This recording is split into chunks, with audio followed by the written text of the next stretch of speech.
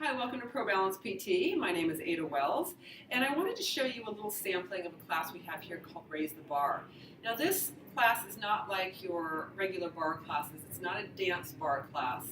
I always tell people I'm not a dancer. I was a jock to begin with. But it's really great to work on lower extremity alignment, knowing how to arrange the rest of the body. And what we do at the end of the class, once we've learned kind of how to do everything, where we're able to stand and use our balance here, we then take the bar away and we do work with the Fletcher towels, and you have to be able to coordinate your choreography while using the towel, and that creates a whole additional set of challenges and organizational requirements for your upper body, your posture, and it's a really great class for people that have low bone density, who need to work on posture, who are athletes, who just need to have good alignment down low. I think I have a lot of runners that do well with this class. So what I want to do is just give you just a quick sampling of some of the things that we're watching for and that we're doing, and the precision of it. So it's not that we go and we're doing a bunch of pulses of something that's really in a in kind of a quasi good position. It really is all about alignment and breath. And I teach this class in the Fletcher style method of breath work, which for this particular class, because it does work so well. And that Fletcher breath is much more audible. It's called percussive breathing.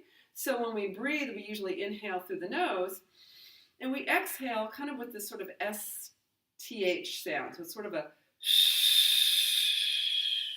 to create a sense of being able to control the amount of exhalation, because sometimes we want that exhalation to sort of last through the duration of a movement.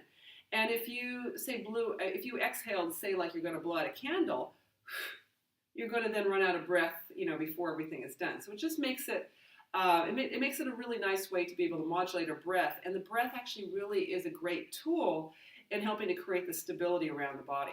So when you hear this class, you might hear it's a little louder breathing than in our traditional classes here, but just so that you know. So kind of from the ground up, the aspects of alignment that we're focusing on, starting at the floor, we're looking at the feet. And if you were just to raise your toes up and kind of spread them and place them back down, you want to be able to make sure that you're keeping kind of your great toe, that what we call the first metatarsal head, which is kind of this joint that's right behind the big toe, and the fourth and fifth metatarsal heads, which is just basically kind of in between your fourth and fifth toe, that part of the ball of the foot should stay down. And as well, you have the weight on your heel as well. So we're lifting that up. You're on kind of like a little tripod as you lay those toes back down.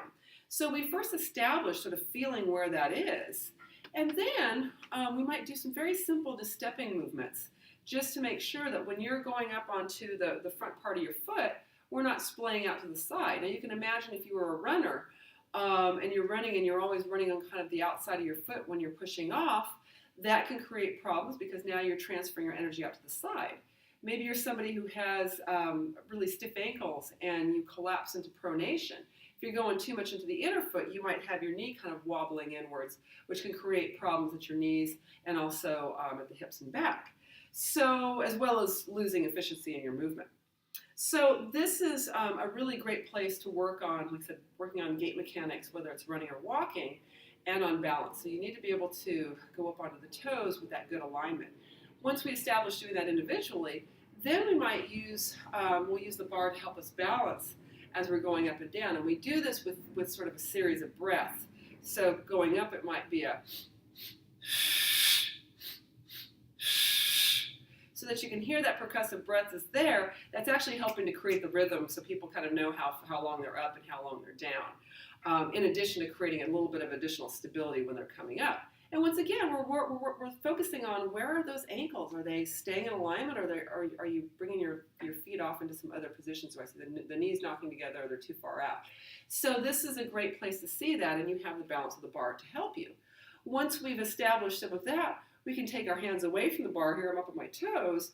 Do I lose it, or can I maintain that stability while I'm up there and do something dynamic at the same time as being able to balance in that position, okay? From here, we might stay there and come down and do some little small squats. And, and it's not that we're going down very far. There shouldn't be any knee pain. Usually when people have knee pain, there's something in their alignment. They're losing their alignment in their foot, or they're creating excessive tension around the pelvis, and so they may they may, be overly extending their spine here, or they may be trying to jut their knees forward instead of just allowing the hips to fold, kind of moving up and down.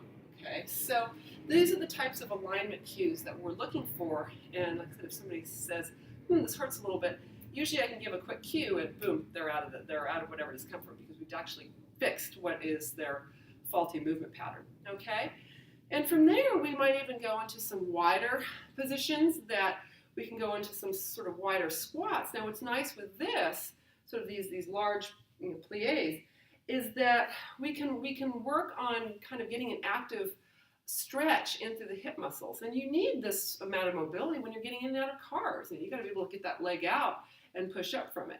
And if you don't have that good mobility there, what happens? You end up, bringing the knee a little bit in as you push up, which can place stress on the knee.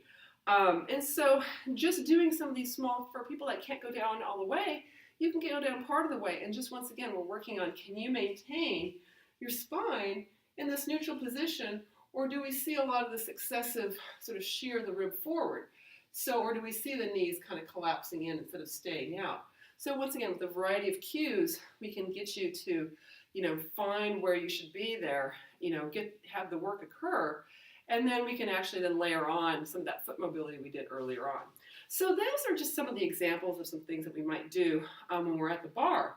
And then when we take the bar away, let's move it away here, we may then layer on top of that doing some of the towel work. And so from here, it may be that we're holding the bar, we're holding the towel, doing some of those very initial movements that we were doing, and then integrating some, over the head movement while pulling on this towel.